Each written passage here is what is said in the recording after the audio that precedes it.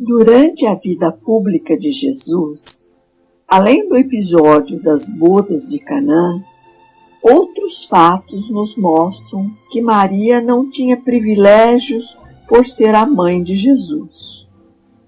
Parece que as palavras de seu filho, às vezes duras em relação a ela, colocavam uma distância entre os dois. Assim, um dia, enquanto Jesus estava pregando, chegaram sua mãe e alguns parentes para falar-lhe. Talvez a mãe estivesse preocupada com a saúde dele, o que é muito natural para uma mãe, pois Jesus, por causa da multidão, não podia nem comer. No local da pregação, muito discretamente, Maria espera fora, enquanto outros foram até Jesus para informá-lo. Lá fora está tua mãe, que te quer falar. Quem é minha mãe? Quem são meus irmãos? Coloquemo-nos no lugar de Maria. Que sofrimento e mesmo humilhação sentiríamos. Provavelmente ela foi embora sem nem ter falado com o filho. O fato é que ela cada vez mais aprendia a despojar-se de seus legítimos direitos como mãe do Messias e se colocava diante dos outros como uma mulher sem qualquer prerrogativa. A qualidade de mãe de Deus não poupou a Maria qualquer humilhação.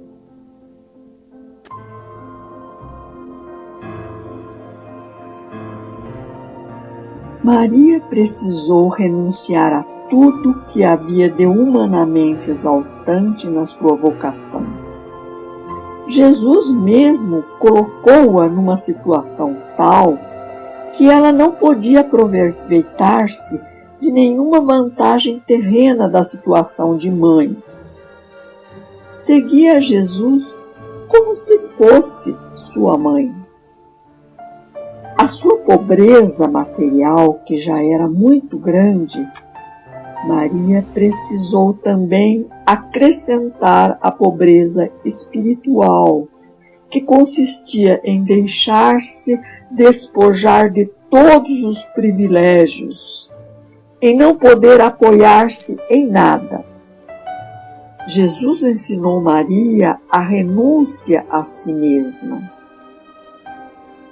Jesus dirigiu-se a seus seguidores através do seu evangelho. Sua mãe, porém, dirigiu-a de viva voz, pessoalmente. Por uma das mãos, Jesus deixava-se conduzir pela vontade do Pai, através do Espírito, por onde o Pai o queria. Com a outra mão, Jesus conduzia sua mãe na mesma corrida para fazer a vontade do Pai.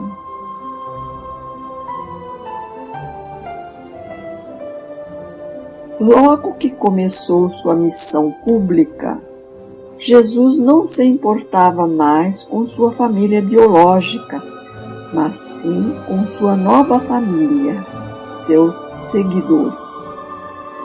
Maria então descobriu seu novo lugar.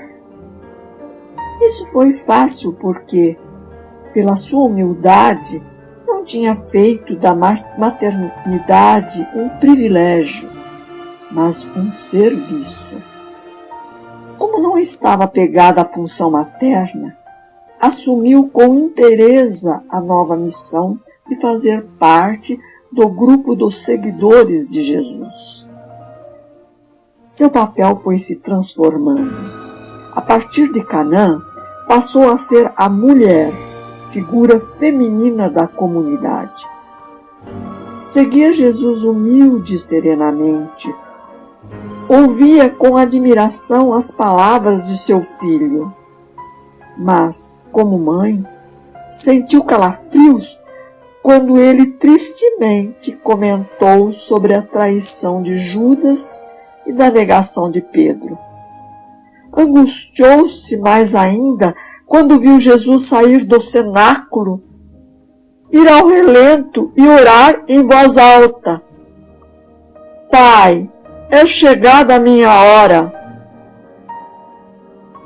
Maria o perderia, mas não sabia quando e como seria o desfecho. Seu coração já estava agoniado quando recebeu a notícia de que Jesus fora preso. Foi então apressadamente para as cercanias da casa de Pilatos. De repente, o tumulto foi geral.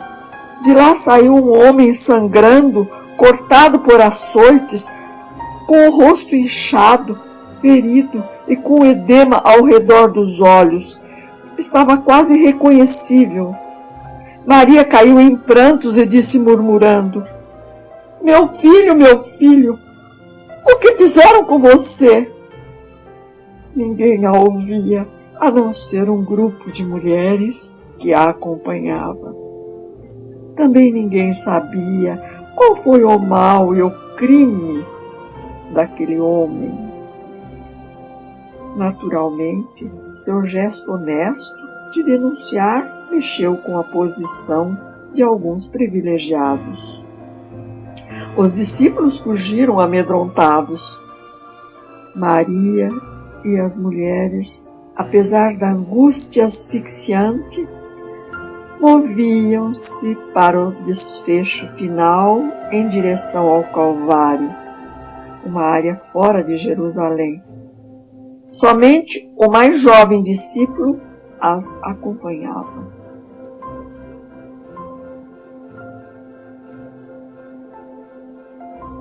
Ao chegar ao Calvário, a angústia de Maria atingiu o máximo. Foi golpeada pelo desespero. Uma espiritualidade madura não significa ausência de sentimentos e ansiedades. Maria era fortíssima, segura, conseguia enfrentar com dignidade situações novas e estressantes, mas era uma mulher, ainda que fosse bendita entre elas. Quando Jesus levava a cruz, seu sofrimento foi indecifrável. Depois, ao ver seu filho agonizar na cruz, Maria, recolhendo a mais profunda ingratidão, mergulhou dentro de si. Meu filho, que sempre foi honesto, fiel aos seus pensamentos, agora é tratado como o mais vil dos impostores. A mais forte das mulheres nesse momento era a mais impotente. Jesus, trêmulo na cruz, tinha respiração ofegante. Seu cérebro estava em sofrimento, mas ele se esforçava para se manter lúcido até o último minuto de sua vida. Sua visão estava embaraçada pelo edema, pelo sangue e pelo suor que penetravam nos seus olhos. De repente, houve o som de uma mulher angustiada. Era sua mãe. Ele move um pouco a cabeça. Queria dizer algo a ela, mas não tinha fôlego. Queria protegê-la e aliviá-la, mas era simplesmente impossível. E ela queria cuidar dele, mas também era impossível. Nesse momento, Maria reúne uma poderosa força, agarrou os braços do jovem João e enfrentou o cordão dos soldados, rompeu-o e se aproximou da cruz. Jesus sentiu sua aproximação e, num esforço drástico, instigado pela energia do amor, disse: mulher, eis aí teu filho. Depois disse ao discípulo: eis aí tua mãe. Foi o momento solene de uma adoção recíproca. A mãe assume o filho assume a mãe. Eis então que Maria foi constituída pelo próprio Jesus como mãe da humanidade. Neste cenário tão importante, o Evangelho de João deixa impresso na memória de todos os cristãos que Maria não somente é a mãe que concebeu, gestou, deu à luz, nutriu e educou Jesus. Aos pés da cruz, novamente é chamada de mulher, mulher da dor, mas vigilante, que espera um mistério, maior que a dor, mistério que está para se cumprir, pois no Calvário, Maria esteve junto da cruz em esperança. Partilhou com o Filho não só a morte, mas também a esperança de uma ressurreição. No Calvário, ela não é só a mãe das dores, mas também a mãe da esperança.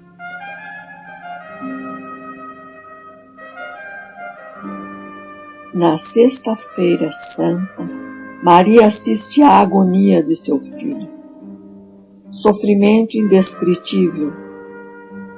No silêncio, ela guardava tudo em seu coração. A linguagem da cruz era o seu silêncio. O silêncio guarda só para Deus o perfume do sacrifício. Mas aquele momento de suprema tristeza foi também de supremo amor e fé. Em meio à violência e ao horror, nasce um reino de bondade e paz. Enquanto Maria assiste à agonia de seu filho, descobre-se mais uma vez renascida como mãe. Maria não estava junto da cruz de Jesus, perto dele, só no sentido físico e geográfico, mas também no sentido espiritual. Ela estava unida à cruz de Jesus, estava no mesmo sofrimento, sofria com ele, sofria no seu coração de mãe o que o filho sofria na carne. Até o tudo está consumado. Maria, junto da cruz, acreditou, esperando contra toda a esperança. Entretanto, esperar contra toda esperança significa, sem ter nenhum motivo de esperança, numa situação humanamente de total desesperança e em total contraste com a promessa, continuar esperando unicamente por causa da palavra de esperança pronunciada por Deus.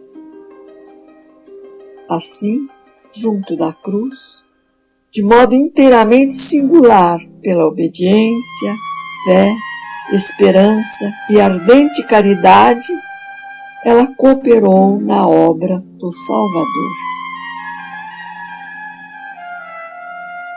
Na manhã do sábado, estavam juntos na casa de João, fechadas as portas, a senhora e as outras mulheres, aflitas, sofrendo, recordando as angústias da véspera.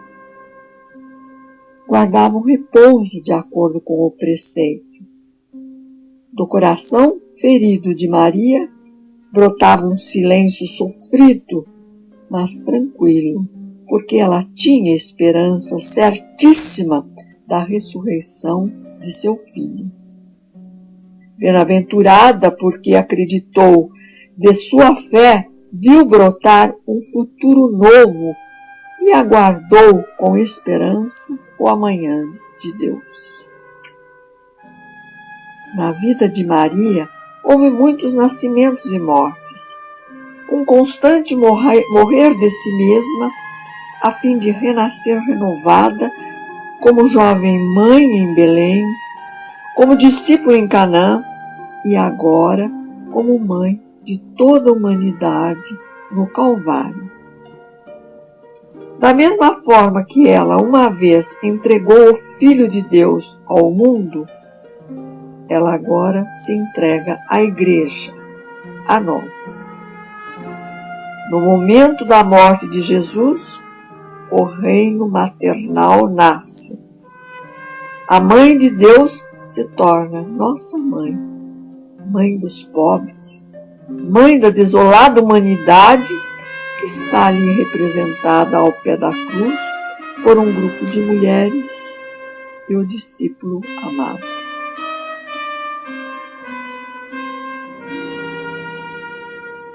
Ao terceiro dia, a surpreendente experiência da vida que vence a morte. A esperança de Maria se concretizou. O amanhã de Deus foi o amanhecer da Páscoa da ressurreição. Para Maria, a cruz foi objeto de experiência, enquanto que a ressurreição foi objeto de esperança. Maria, que no mistério da encarnação foi para nós mestra de fé, agora, no mistério pascal, é mestra de esperança. Mais do que a reflexão sobre a vida precedente de Jesus, foi a luz da manhã da Páscoa que, aos poucos, manifestou à primeira comunidade cristã o sentido da sua morte desconcertante. E também hoje, somente à luz da ressurreição de Cristo e na esperança da nossa, é que podemos entender o sentido do sofrimento e da morte.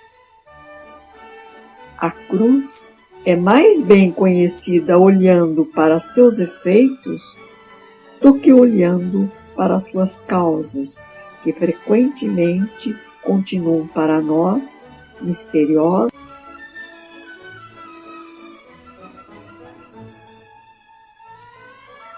Depois do Calvário, todos profundamente unidos perseveravam na oração junto com algumas mulheres, entre as quais Maria, mãe de Jesus, e com seus irmãos. Com este versículo, vamos transferir-nos do Calvário ao cenáculo. Vamos passar do mistério pascal ao mistério de Pentecostes. O Pentecostes está no fim da vida de Jesus, depois que a história da salvação atingiu seu cume. Mas se o Pentecostes está no final da realização da salvação, a nós está no início de sua aplicação.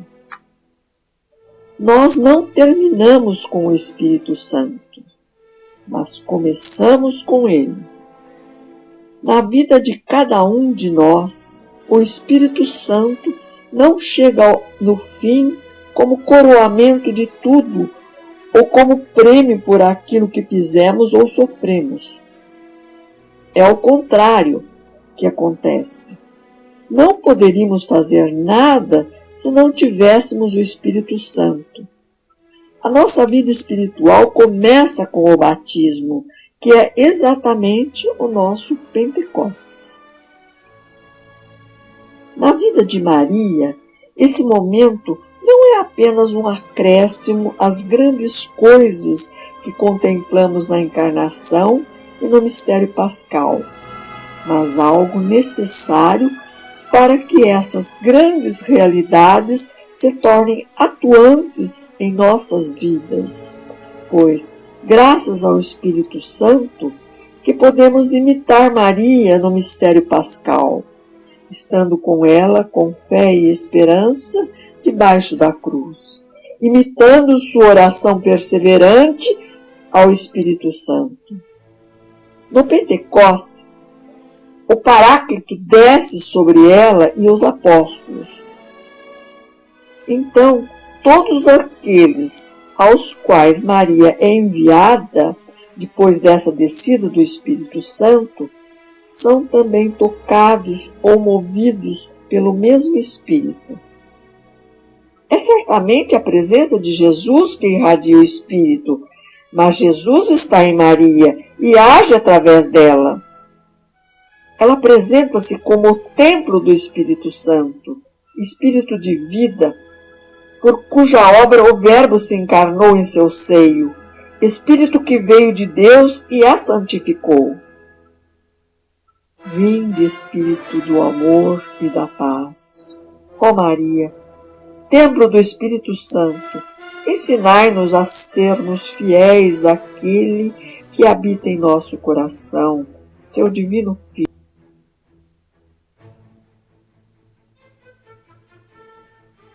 Sob a luz do Espírito Santo, dirijamos nosso olhar àquela que soube permanecer junto da cruz, esperando contra toda esperança. Ela nos ensina que a misericórdia do Senhor não se esgota nunca. Ela nos ensina a ter esperança, a escutar seu divino Filho que, na alegria da ressurreição, nos diz: eu renovo todas as coisas.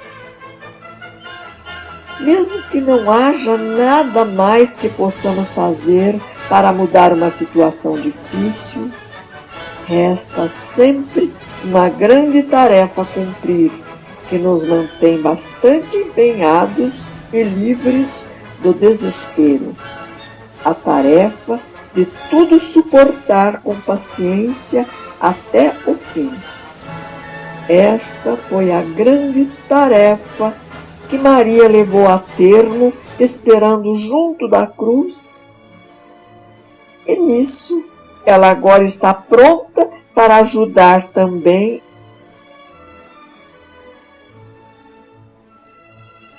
Devemos muito a esta mãe. Nela, presente em cada momento da história da salvação, vemos um testemunho de luz, de esperança, de solicitude, de caridade. Ela nos sustenta e nos leva à prática do amor. Ela nos leva a seu Filho Jesus. A Deus.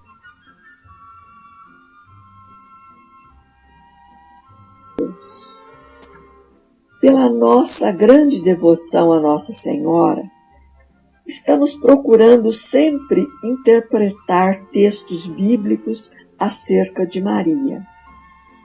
Nossa devoção mariana é claramente cristocêntrica. Sempre resguardamos o lugar central de Jesus Cristo como nosso Mestre e Senhor. Sabemos que, no fundo, essas interpretações reportam ao Deus Trindade. Embora a produção de sentido continue com a história, ela não pode crescer sem critérios ou limites, mesmo se movida por movimentos piedosos bem intencionados. Nesse texto, cuidamos para que a criação ou ampliação de significados sobre a Virgem Maria estivessem sempre sob o controle do campo de interpretação da fé cristã, que é delimitado pelo texto bíblico e pela tradição viva da Igreja. Mesmo pelo grande amor que temos à nossa Mãe do Céu, jamais poderemos considerá-la uma deusa ou a quarta pessoa divina na Trindade. Costuma-se usar uma imagem que diz que Maria é como a lua, que recebe e irradia a luz de Deus e reluz em Cristo. Qualquer devoção que ignore esse princípio cristocêntrico tende a se desfocar do centro, mesmo que esteja imbuída das melhores intenções. A veneração que dispenso à nossa Mãezinha do Céu é enquanto Mãe de Jesus. Maria, para mim, porta de acesso a Jesus, que por sua vez me dá acesso ao Pai. Acredito que, quando acolhemos Maria no nosso coração e deixamos que ela haja, é o próprio Cristo, a luz do Espírito Santo, que ela irradia, que se torna presente em nós. Então, através de nós, será Ele, o próprio Cristo, que rezará, perdoará, infundirá esperança e consolação, servirá os irmãos, estará próximo dos necessitados, criará comunhão e semeará alegria e paz em nossa vida.